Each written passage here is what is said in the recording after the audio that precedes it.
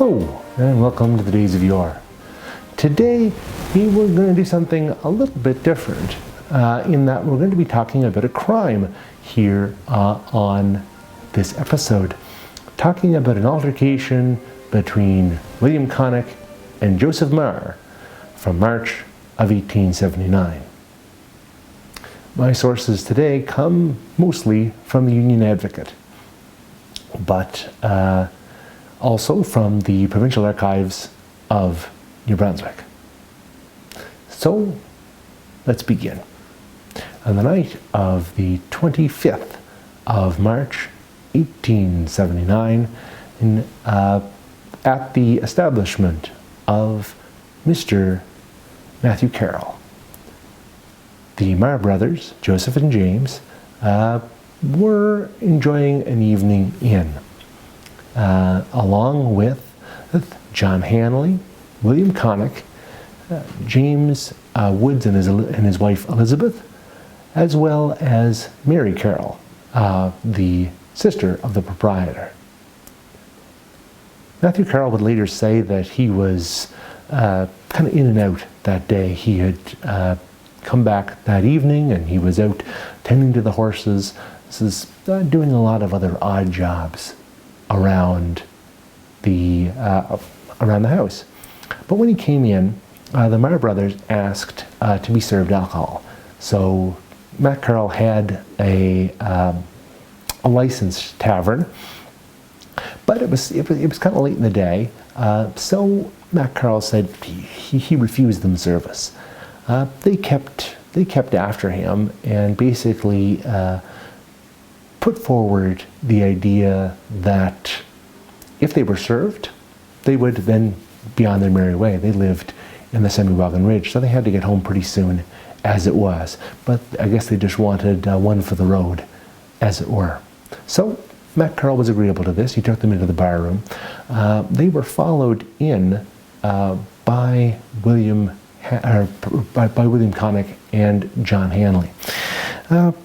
So about 6 or 7 minutes later, the Meagher brothers left. They were heading home. They asked Matt Carroll what was the best way to get back to the ridge. Was it better to follow the road, or was it better to go down and onto the ice? Of course, the Matt Carroll's inn, I guess, and tavern was right on the riverside. Actually, the last house on the riverside on Nelson's main street before you got to the O'Brien store. So I guess, yeah, so it was a good access right down to the river if they were going to travel along on the ice. But Matt Carroll advised them not to do that and said it was better to take the road. So that was basically where Matt Carroll left it. He went back in, was getting ready to kind of close up, and served Handley and Connick as well before kind of closing things down for the night. About 5 minutes later, John Handley decided he was heading home as well. Well, he left. At this point, Matt Carroll invited William Connick into the kitchen where his sister was, and James Woods was also there. Asked him to kind of, to sit in with the family for a little while. And it was at this point that Matt Carroll would later say that William Connick looked a little sleepy, maybe a little woozy. Maybe the alcohol was affecting him. He really wasn't sure, but he kind of looked a little bit droopy, I guess you would say later. William Connick decided at that point he was going to smoke his pipe, and Mary Carroll asked that he leave the house if he was going to do that. Just don't smoke inside, I guess, just kind of common courtesy. And William Connick seemed to be very agreeable to this. As he said, he didn't live very far away. He was only about 300 yards from home, so he decided he would head out. Matt Carroll saw him out, and that was pretty much everything for a moment, for about somewhere between 3 and 5 minutes. So all was well at the Carroll establishment until William Connick came back, as I say, between 3 and 5 minutes later, according to Matt's recollection. and he was crying out that he was injured. Now, initially, Matt Carroll said that he really didn't pay him much mind. He thought maybe this was some sort of bizarre joke, or maybe he was just looking to get back into the house again, and it wasn't clear, but he went out to investigate, and William Connick was saying that he was injured. The Mars were gone. John Handley was kind of a little bit shocked and stunned, kind of standing in the street. It was at this point that Mary Carroll, asked that William Connick be brought in. And it was at this point, upon being brought into the kitchen, that the Carrolls noticed that there was a cut in William Connick's pants, and upon removing his trousers, they saw that he had been stabbed. So I guess let's back up for a second here, because the accounts of what happened in those 3 to 5 minutes when after Connick had left and before he returned vary slightly depending upon who is telling the story. So James Marr says that basically what happened was that the Marr brothers were getting ready to leave. He said that they had had some pleasant words with William Connick and John Handley inside. And as a matter of fact, that Joseph Marr had paid for everybody, had treated everybody to drinks there at Matt Carroll's barroom. So everything was well. Unfortunately, James Marr claims that Connick and Handley attempted to rob he and his brother, that they attacked both of them. They robbed Joseph. Joseph cried out to his brother James to get clear, to get away before the two men fell upon him as well. James struggled with both men, was kicked by both of them, but managed to get the better of John Handley. And when he was able to kind of regain his footing, he and his brother were able to escape. And so he framed the entire altercation as a matter of self-defense. Now, John Handley told a much different story. He says that when he left, now you have to remember, according to what Matt Carroll recollected, there was about 5 minutes there between the time that the Marrs left and the time that Handley left, but the Marrs were still around. So it would seem that the Marrs were still occupied with the question of what was the best way to return to the Semi-Wagon Ridge. Was it better to go over the road or over the ice? It seems as though they wanted to kind of take the ice road if they could. Maybe they felt it was more direct, but they really weren't sure of that route, or maybe hadn't traveled on it before, because what they did, according to John Handley, was they offered to take John home, provided that he, John Handley, provide them with directions and kind of guide them along, at least as far as his own home. So it was at this point that Handley readily accepted the offer of a drive home. It was an awful lot better than walking at the end of March, in what was still a very snowy time here in Nelson in 1879. So, having accepted this, he hopped onto the back of their sleigh and was awaiting departure. James Marr was at the reins, Joseph was holding the horses. It was at this point that William Connick arrived, and subsequent to his arrival, the horse, I guess, reared or upset the sled, and there was some commotion as a result. Joseph Marr took off his coat, said that he had a job to do, who went over, and he and William Connick had some words. Now, John Handley says he did not see an altercation, he did not witness a knife being pulled or any strike being made, but he concluded that Joseph Marr was the only person who could have done anything in this case. That he knew that William Connick was injured as a result of this, had been stabbed actually, and he concluded that the only person that could have done this was Joseph Meagher. So I guess also from this altercation, Handley says that his own coat, when he struggled with Joseph Meagher as a result of this kind of in the aftermath of this altercation with Connick, he struggled with Joseph Meagher, and he would later find that his coat, a coat that he had borrowed no less, had been cut in 4 separate places. So he claimed later that it was only, I guess, by luck that he himself had not been grievously injured as a result of this altercation. So we go back now inside of the kitchen of the Carroll residence. So one way or another, everybody agrees that William Connick had been really quite mortally injured. So Matt calls his brother Mert. Interestingly enough, sidebar here, we have Mert Carroll's tools here at the Interpretive Center. Mert actually was a Finnish carpenter and worked on the ships at Beaubears Island in an earlier point of his life. But in 1879, obviously, he wasn't doing that anymore. He may have been a carpenter in the area, but he wasn't working on Beaubears Island. But anyway, back now, he's called down from upstairs to kind of look after William Connick as Matt Carroll heads across the river in order to get Dr. Bishop. Dr. Bishop comes over, or Dr. William P. Bishop, and from his own recollections says that the wound was about 2 inches below and 1 inch to the left of William Connick's navel. Interestingly, at trial, Dr. Bishop had forgotten this. It would be about 6 months later. When the trial was held, he had forgotten and he could no longer remember exactly where the wound was located. But at the time of the coroner's inquest, he would say that it was, 2 inches below and 1 inch to the left of the navel.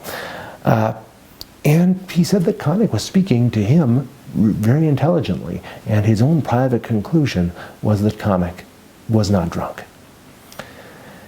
Now, I guess maybe listener discretion, viewer discretion, I guess I'm not showing you anything, but listener discretion may be advised at this point, because protruding from the wound that William Connick had suffered was 8 to 9 inches of his intestines, which the doctor realized were so swollen that they had to be, he had to enlarge the wound in order to place them back within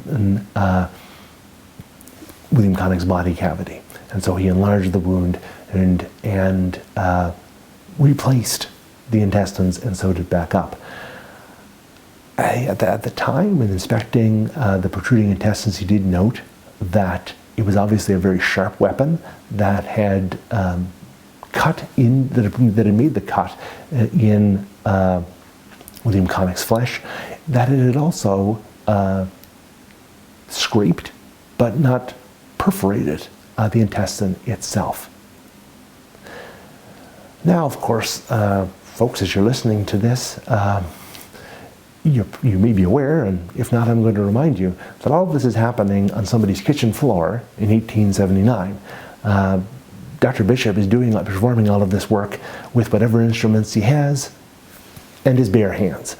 Now, I'm sure Dr. Bishop washed his hands thoroughly, but again, it's 1879, this is not happening inside of a sterile environment, and Dr. Bishop is doing the best that he can. So you can imagine, and I say that very often in this series, but really, thinking about this happening on in the middle of the kitchen floor with your bare hands, and you're trying to kind of, and no ability to anesthetize these Mr. Connick. I'm sure it was a very remarkable experience in all the wrong ways. And Dr. Bishop would later say that it was something which he had no experience with. And so again, that I'm sure complicated it all the more so. So in the aftermath of this quite unfortunately, though perhaps not unexpectedly, William Connick began to show the signs of inflammation. And even though Dr. Bishop was with him 2 or 3 more times, and that he was looked to, by Connick's own mother-in-law, Miss Alice Richardson, Connick unfortunately did pass away about 36 to 40 hours after the event. So, not long after this, actually I think it was the next day, according to the testimony at the time, John Connick, no relation to William Connick, was working in the parish of Derby. And he met Joseph Meagher and with a load of bark. And Joseph Meagher spoke pretty plainly about what had happened the night before the altercation, and he said that the strike he had given to William Connick would not have hurt any man. Now, of course, and it bears remembering, at that time and in that conversation, he didn't say that he struck him with a knife. He didn't say he struck him with his hand, but he did say that he struck him. And this would become important testimony at the eventual trial in September. The coroner's inquest really saw an indictment placed on Joseph Meagher for the wrongful death of William Connick, and the case was brought to trial in September of 1879. So William Wilkinson was the defense attorney at that trial. He was 53 years old. He was the solicitor for the Intercolonial Railway, and he had studied for a time with, and was a partner with, actually, former Father of the Confederation, John Mercer Johnson. And his testimony, his argument, was that no one saw a knife at this time. No one could testify to the existence of a knife. That it was possible, perhaps Connick fell on his own knife. Perhaps he was armed, and nobody saw that Connick didn't have a knife either. Maybe he fell on his own knife and was now trying to conveniently blame was being placed on Joseph Meagher. And he did, in the course of cross-examining Dr. Bishop, try to make it appear as though perhaps the inflammation and perhaps his eventual death, perhaps the inflammation in William Connick and his eventual death was caused by Dr. Bishop and his unsanitary practices.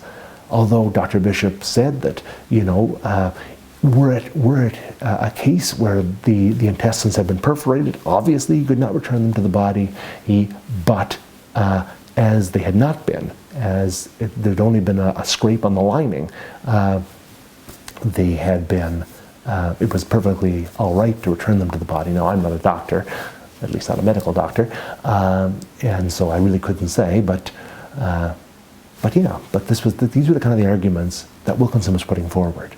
The prosecution was headed by the Attorney General, John James Fraser, who, interestingly enough, had been born on Beaubears Island in 1829.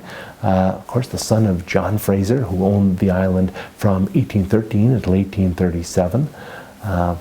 He had studied under John Ambrose Street in Newcastle, and was a politician of some success. He was also the Premier of New Brunswick at that time.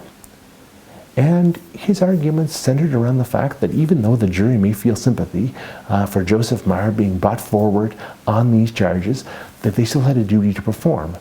And that even if the argument was going to be put forward that Joseph Meagher was intoxicated, that did not remove his responsibility for his actions.